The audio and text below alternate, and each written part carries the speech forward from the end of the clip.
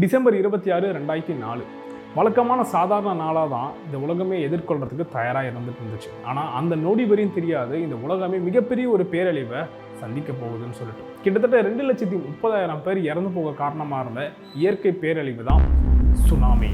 December 26, 2004 காலை 7:58 Sumatra தீவு அருகே ஆழ்கடலில் மிகப்பெரிய ஒரு பூகம்பம் ஏற்படுது. அதோட மேக்னிடியூட் மட்டுமே கிட்டத்தட்ட 9.1 அப்படின்றது பதிவாயிருக்கு. இந்த பூகம்பத்தினாலே மிகப்பெரிய அலைகள் உருவாகுது. சுனாமியாக அது உருவாகி சுற்றியுள்ள நாடுகள் எல்லாமே தாக்க போகுது. Indonesia, Malaysia, Thailand, India, Sri Lanka, Bangladesh, Myanmar, Maldives, Kenya போன்ற நாடுகள் எல்லாமே சுனாமியால் தாக்கப்படுது. கிட்டத்தட்ட 100 அடிக்கும் இந்த சுனாமியோட அலைகள் பதிவாயிருக்கு. அப்படிப்பட்ட சுனாமி எப்படி உருவாகுது அப்படின்றதையும் பார்ப்போம். ஃபர்ஸ்ட் இந்த எர்த்தோட ஃபார்மேஷனை பார்த்துப்போம். இந்த எர்த்தோட லேயர்ஸ் அப்படின்னு எடுத்தோம்னா ஃபஸ்ட்டு க்ரஸ்ட் இருக்கும், அப்புறம் மேண்டல், அவுட்டர் கோர், இன்னர் கோர்னு சொல்லிட்டு இப்படி தான் வந்து பூமி வந்து ஃபார்ம் ஆகிருக்கும். இந்த க்ரஸ்ட் எடுத்தோம் அப்படின்னா பல டெக்டானிக் பிளேஸால் ஆனது அந்த க்ரஸ்ட்டாக இருக்கும். அதாவது பார்க்குறதுக்கு எப்படி இருக்கும்னா கிட்டத்தட்ட ஒரு பசில் மாதிரியே இருக்கும். இந்த டெக்டானிக் பிளேஸ் எல்லாமே வந்து பார்த்திங்கன்னா மூவ் ஆகிட்டே தான் இருக்கும். ஒரு எக்ஸாம்பிள் இது 2 டெக்டானிக் பிளேஸாக எடுத்துப்போம். என்ன ஆகுது அப்படின்னு பார்த்தீங்கன்னா இந்த டெக்டானிக் பிளேஸ் எல்லாமே வந்து பார்த்திங்கன்னா ஆப்போசிட் டைரக்ஷனில், அதாவது விலகி போகுது அப்படின்னும் போது இது வந்து பார்த்திங்கன்னா கன்வர்ஜென்ட் அப்படின்வாங்க. ஒருவேளை இந்த டெக்டானிக் பிளேஸ் ரெண்டுமே நேருக்காக வருது அப்படின்னும் போது இது வந்து பார்த்திங்கன்னா கன்வர்ஜென்ட் அப்படின்வாங்க. இந்த டெக்டானிக் பிளேஸ் ரெண்டுமே இப்படி ஸ்லைட் ஆகுது அப்படின்னும் போது இந்த மாதிரி ஸ்லைட் ஆகும்போது இந்த டிரான்ஸ்ஃபார்ம் அப்படின்வாங்க. இது எந்த அளவுக்கு இது மூவ் ஆகும் அப்படின்னு கேட்டிங்கன்னா ஒரு வருஷத்துக்கு 1 இல்லை 2 சென்டிமீட்டர் மட்டும் தான் இது மூவ் ஆகும். இன்ஃபேக்ட் வந்து பார்த்திங்கன்னா அது மூவ் ஆகிறத கூட நம்மளால் உணரவே முடியாது. அண்ட் இந்த மாதிரி டெக்டானிக் பிளேஸ் வந்து மூவ் ஆகும் போதோ இல்லைனா வந்து பார்த்திங்கன்னா இது ஏற்படுகிற வராய்வப்போ வரக்கூடிய அதிர்வுகள் தான் வந்து பார்த்திங்கன்னா எர்த்குவேக்ஸ். அண்ட் இந்த எர்த்குவேக்ஸ் எல்லாமே வந்து பார்த்திங்கன்னா அளவெடுப்பாங்க. எல்லாமே வந்து பார்த்திங்கன்னா இந்த அளவு எல்லாமே பதிவாகிட்டே இருக்கும். அண்ட் இந்த அளவீடுகள் எல்லாமே வந்து பார்த்திங்கன்னா ரிச்சர் மேக்னிடியூட் ஸ்கேலில் வந்து பார்த்திங்கன்னா குறிப்பிடுவாங்க. இந்த மாதிரியான டெக்டானிக் பிளேஸ் மூவ் ஆகும் போது அதோட அதிர்வுகள் எல்லாமே பதிவாகிட்டே இருக்கும். 1லேருந்து 1.9 அப்படின்னு பதிவாகிற ரிச்சர் மேக்னிடியூட் வந்து பார்த்திங்கன்னா கிட்டத்தட்ட மைக்ரோ எர்த்குவேக்ஸ் அப்படின்வாங்க. அதாவது ஒரு வருஷத்துக்கு 1 கோடி தடவைக்கு மேலே இந்த மாதிரியான பூகம்பங்கள் ஏற்பட்டுக்கிட்டே இருக்கும். ஆனால் இந்த மாதிரியான பூகம்பங்களை நம்மளால் உணரவே முடியாது. இந்த மாதிரி பூகம்பம் நடந்துட்டு இருக்கு அப்படின்னு கூட நமக்கு தெரியாது. அதுக்கப்புறம் 2லேருந்து 2.9, அப்புறம் 2.9லேருந்து 3.9 வரையும் வந்து பார்த்திங்கன்னா இது எல்லாமே வந்து மைனர் எர்த்குவேக்ஸ் அப்படின்வாங்க. அதுக்கப்புறம் 4லேருந்து 4.9 அது வந்து பார்த்திங்கன்னா லைட் எர்த்குவேக்ஸ். 5லேருந்து 5.9 அப்படின்றது மாடரேட் எர்த்குவேக்ஸ். அதுக்கப்புறம் 6லேருந்து 6.9 அப்படின்றது ஸ்ட்ராங் எர்த்குவேக்ஸ். அதுக்கப்புறம் 7லேருந்து 7.9 அப்படின்றது மேஜர் எர்த்குவேக்ஸ். ஒரு வருஷத்துக்கு கிட்டத்தட்ட 10லேருந்து 20 வாட்டி இந்த மாதிரியான பூகம்பங்கள் ஏற்படும்.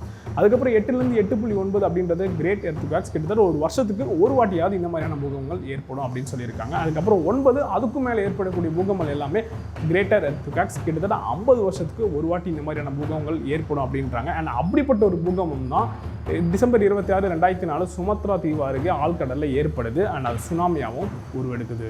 இது இந்தியன் பிளேட், இது பர்மா பிளேட். இது ரெண்டுமே வந்து பார்த்திங்கன்னா ஆப்போசிட் டைரக்ஷன் வந்து மூவ் ஆகிட்டு இருக்குது. அதாவது கீழே பர்மா பிளேட் வந்து பார்த்திங்கன்னா மேல் நோக்கி போகுது, இப்போ இந்தியன் பிளேட் வந்து பார்த்திங்கன்னா கீழே நோக்கி ஸ்லைட் ஆகுது. ஸோ இப்படி வந்து பார்த்திங்கன்னா ஒரு குறிப்பிட்ட இடத்துல என்ன ஆகுதுன்னா இந்த பர்மா பிளேட் வந்து ஸ்டக் ஆகுது. அண்ட் ஸ்டக் ஆகும்போது இந்த இடத்துல வந்து மிகப்பெரிய ஒரு ஸ்ட்ரெயின் வந்து உருவாகுது. இதனாலே வந்து பார்த்திங்கன்னா இந்த பிளேட், அதாவது இந்த பர்மா பிளேட்டில் வந்து பார்த்திங்கன்னா மிகப்பெரிய ஒரு பல்ஜ் ஏற்படுது. அண்ட் அதுக்கப்புறமா ரொம்ப பொறுமையாக வந்து பார்த்திங்கன்னா விலக தொடங்குது. இதனால் அந்த பிளேட் எல்லாமே ஸ்லிப் ஆகி மிகப்பெரிய ஒரு ரப்சர் ஸ்டக்கான ஏரியாவிலேருந்து ஏற்படுது. அதாவது என்ன ஆகுது அப்படின்னா ஒரு மிகப்பெரிய ரப்சர் இப்படி ஏற்படுது. அண்ட் இந்த ரப்சர்னால வந்து பார்த்திங்கன்னா மிகப்பெரிய எனர்ஜி வந்து ரிலீஸ் பண்ணுது. அண்ட் இந்த எனர்ஜி தான் வந்து பார்த்திங்கன்னா பூகம்பமாக ஏற்படுது. அண்ட் இந்த எனர்ஜி மிகப்பெரிய ஒரு அலைகள், சுனாமி அலைகளாகவும் அது வந்து உருவாக்குது.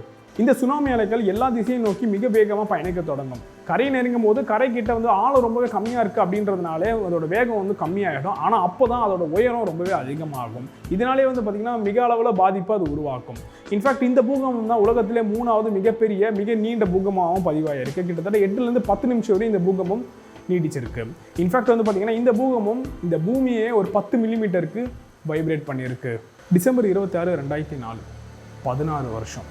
இன்றைக்கும் நம்மளால் அந்த நிகழ்வை மறக்க முடியலை. நம்மளோட உறவினர்கள், குழந்தைங்க, மீனவர்கள், பெரியவங்க சொல்லிட்டு பல பேர் இழந்திருக்கும். கிட்டத்தட்ட 14 நாடுகளில் 2,30,000 பேர் இந்த சுனாமியில் இறந்து போயிருக்காங்க. இன்றைக்கி பல டெக்னாலஜிகல்ஸ் கண்டுபிடிக்கப்பட்டிருக்கு. ஆழ்கடலில் ஏற்படக்கூடிய பூகம்பத்தை நம்மளால் அளவிட முடியுது. சுனாமி வருது அப்படின்னா அதுக்கான முன்னெச்சரிக்கை கருவிகள் இருக்குது. இதனால் வந்து பார்த்திங்கன்னா அங்கேருந்து மக்களை வந்து வெளியேற்றி பாதுகாப்பான இடத்துல தங்க வைக்க முடியுது. பட் என்ன இருந்தாலும் மனிதர்களால் இயற்கையோட தாக்கத்தை முன்கூட்டியே அறிய முடியுது தவிர இயற்கையை தடுக்க முடியலை. Tsunami an unforgettable day. இன்னொரு வீடியோவில் உங்களை மீட் பண்ணுறேன். This is Aravind signing of.